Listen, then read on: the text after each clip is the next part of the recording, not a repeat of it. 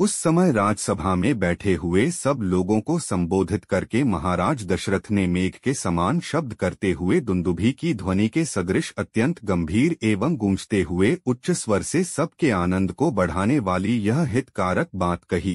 राजा दशरथ का स्वर राजोचित स्निग्धता और गंभीरता आदि गुणों से युक्त था, अत्यंत कमनीय और अनुपम था। वे उस अद्भुत रसमय स्वर से समस्त नरेशों को संबोधित करके बोले, सज्जनों, आप लोगों को यह तो विदित ही है कि मेरे पूर्वज राजाधिराजों ने इस श्रेष्ठ राज्य का यहाँ की प्रजा का किस प्रकार पुत्र की भांति पालन किया था। समस्त इक्ष्वाकु वंशी नरेशों ने जिसका प्रतिपालन किया है, उस सुख भोगने के योग्य संपूर्ण जगत को अब मैं भी कल्याण का भागी बनाना चाहता हूँ। मेरे पूर्वज जिस मार्ग पर चलते आए हैं, उसी का अनुसरण करते हुए मैंने भी सदा जागरूक रहकर समस्त प्रजाजनों की यथाशक्ति रक्षा की है। समस्त संसार का हित साधन करते हुए मैंने इस शरीर को श्वेत राजछत्र की छाया में बूढ़ा किया है। अनेक सहस्र वर्षों की आयु पाकर जीवित रहते हुए अपने इस जराजीर्ण शरीर को अब मैं विश्राम देना चाहता हूँ। जगत के धर्म पूर्वक संरक्षण का भारी भार राजाओं के शौर्य आदि प्रभावों से ही उठाना संभव है। अजितेंद्रिय पुरुषों के लिए इस बोझ को ढोना अत्यंत कठिन है। मैं दीर्घ काल से इस भारी भार को वहन करते करते थक गया हूँ।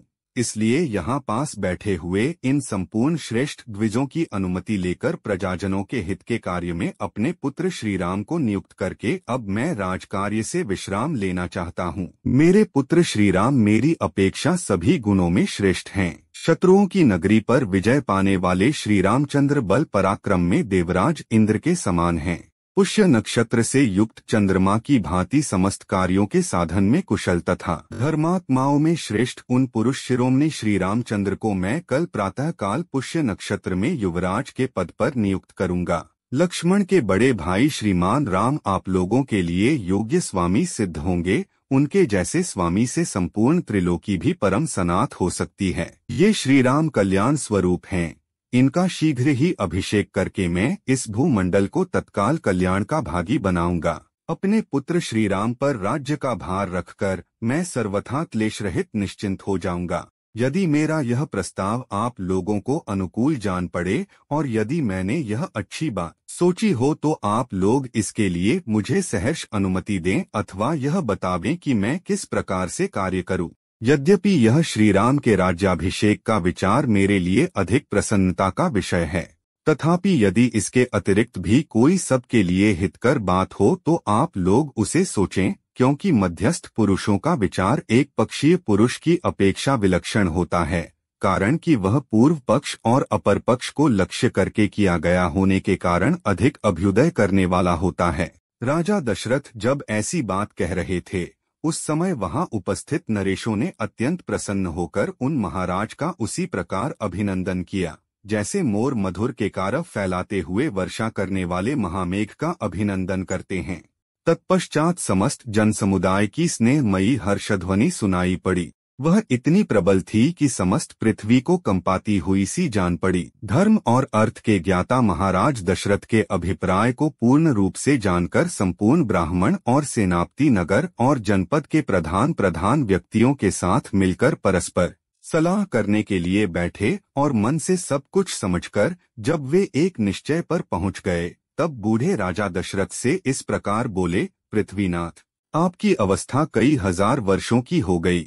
आप बूढ़े हो गए हैं, अतः पृथ्वी के पालन में समर्थ अपने पुत्र श्रीराम का अवश्य ही युवराज के पद पर अभिषेक कीजिए। रघुकुल के वीर महाबलवान महाबाहु श्रीराम महान गजराज पर बैठकर यात्रा करते हों और उनके ऊपर श्वेत छत्र तना हुआ हो, इस रूप में हम उनकी झांकी करना चाहते हैं। उनकी यह बात राजा दशरथ के मन को प्रिय लगने वाली थी। इसे सुनकर राजा दशरथ अनजान से बनकर उन सबके मनोभाव को जानने की इच्छा से इस प्रकार बोले, राजागण, मेरी यह बात सुनकर जो आप लोगों ने श्रीराम को राजा बनाने की इच्छा प्रकट की है, इसमें मुझे यह संशय हो रहा है, जिसे आपके समक्ष उपस्थित करता हूँ। आप इसे सुनकर इसका यथार्थ उत्तर दें। मैं धर्म पूर्वक इस पृथ्वी का निरंतर पालन कर रहा हूँ, फिर मेरे रहते हुए आप लोग महाबली श्रीराम को युवराज के रूप में क्यों देखना चाहते हैं? यह सुनकर वे महात्मा नरेश नगर और जनपद के लोगों के साथ राजा दशरथ से इस प्रकार बोले, महाराज, आपके पुत्र श्रीराम में बहुत से कल्याणकारी सद्गुण हैं। देवताओं के तुल्य बुद्धिमान और गुणवान श्री रामचंद्र जी के सारे गुण सबको प्रिय लगने वाले और आनंददायक हैं। हम इस समय उनका यतिक रुचित वर्णन कर रहे हैं, आप उन्हें सुनिए। प्रजानाथ, सत्य पराक्रमी श्री राम देवराज इंद्र के समान दिव्य गुणों से संपन्न हैं। इक्ष्वाकु कुल में भी ये सबसे श्रेष्ठ हैं। वे बहुश्रुत विद्वानों, बड़े बूढ़ों तथा ब्राह्मणों के उपासक हैं, सदा ही उनका संग किया। प्रजानाथ, सत्य पराक्रमी श्री राम देवराज इंद्र के समान दिव्य गुणों से संपन्न हैं। इक्ष्वाकु कुल में भी ये सबसे श्रेष्ठ हैं। श्री राम संसार में सत्यवादी, सत्यपरायण और सत्पुरुष हैं। साक्षात श्री राम ने ही अर्थ के साथ धर्म को भी प्रतिष्ठित किया है। ये प्रजा को सुख देने में चंद्रमा की और क्षमारूपी गुण में पृथ्वी की समानता करते हैं। बुद्धि में बृहस्पति और बल पराक्रम में साक्षात शचीपति इंद्र के समान हैं।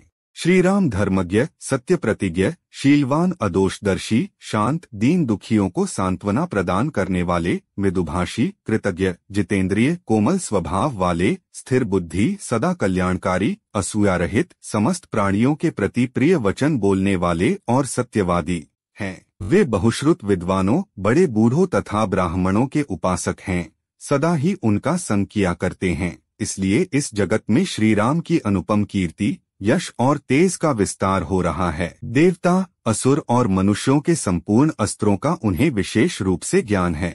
वे सामवेद के यथार्थ विद्वान और संपूर्ण विद्याओं में भली भांति निष्णात हैं। भरत के बड़े भाई श्री राम गांधर्व वेद संगीत शास्त्र में भी इस भूतल पर सबसे श्रेष्ठ हैं। कल्याण की तो वे जन्मभूमि हैं। उनका स्वभाव साधु पुरुषों के समान है, हृदय उदार और बुद्धि विशाल है। धर्म और अर्थ के प्रतिपादन में कुशल श्रेष्ठ ब्राह्मणों ने उन्हें उत्तम शिक्षा दी है। वे ग्राम अथवा नगर की रक्षा के लिए लक्ष्मण के साथ जब संग्राम भूमि में जाते हैं, उस समय वहां जाकर विजय प्राप्त किए बिना पीछे नहीं लौटते। संग्राम भूमि से हाथी अथवा रथ के द्वारा पुनः अयोध्या लौटने पर वे पूर्ववासियों से स्वजनों की भांति प्रतिदिन उनके पुत्रों, अग्निहोत्र की अग्नियों, स्त्रियों, सेवकों और शिष्यों का कुशल समाचार पूछते रहते हैं। जैसे पिता अपने औरस पुत्रों का कुशल मंगल पूछता है, उसी प्रकार वे समस्त पुरवासियों से क्रमशः उनका सारा समाचार पूछा करते हैं। पुरुष सिंह श्री राम ब्राह्मणों से सदा पूछते रहते हैं कि आपके शिष्य आप लोगों की सेवा करते हैं, न क्षत्रियों से यह जिज्ञासा करते हैं कि आपके सेवक कवच आदि से सुसज्जित हो आपकी सेवा में तत्पर रहते हैं न। नगर के मनुष्यों पर संकट आने पर वे बहुत दुखी हो जाते हैं और उन सबके घरों में सब प्रकार के उत्सव होने पर उन्हें पिता की भांति प्रसन्नता होती है। वे सत्यवादी, महान धनुर्धर, वृद्ध पुरुषों के सेवक और जितेंद्रिय हैं। श्री राम पहले मुस्कुराकर वार्तालाप आरंभ करते हैं।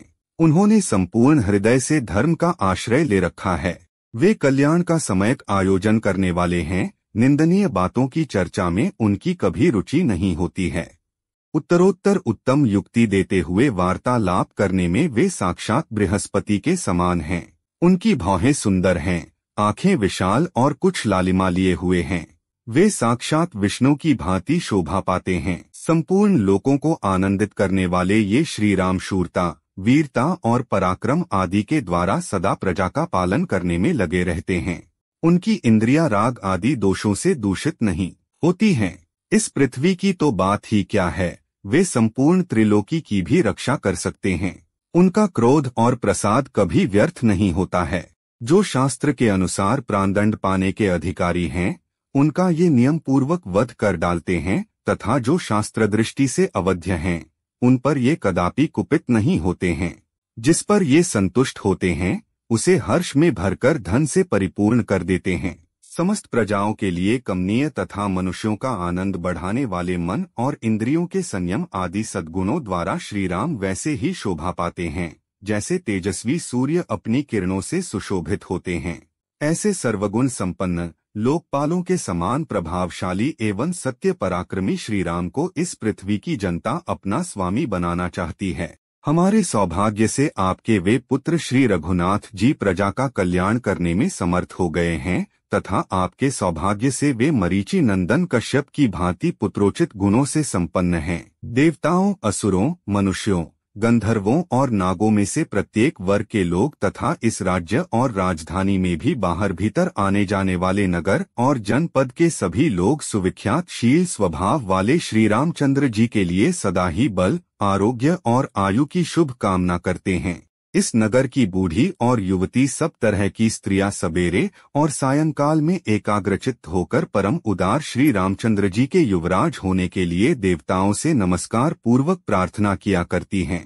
देव, उनकी वह प्रार्थना आपके कृपा प्रसाद से अब पूर्ण होनी चाहिए। नृपश्रेष्ठ, जो नीलकमल के समान श्यामल कांति से सुशोभित तथा समस्त शत्रुओं का संहार करने में समर्थ हैं, आपके उन ज्येष्ठ पुत्र श्री राम को हम युवराज पद पर विराजमान देखना चाहते हैं। अतः वरदायक महाराज, आप देवाधिदेव श्री विष्णु के समान पराक्रमी, संपूर्ण लोकों के हित में संलग्न रहने वाले और महापुरुषों द्वारा सेवित अपने पुत्र श्री रामचंद्र जी का जितना शीघ्र हो सके प्रसन्नतापूर्वक राज्याभिषेक कीजिए, इसी में हम लोगों का हित है।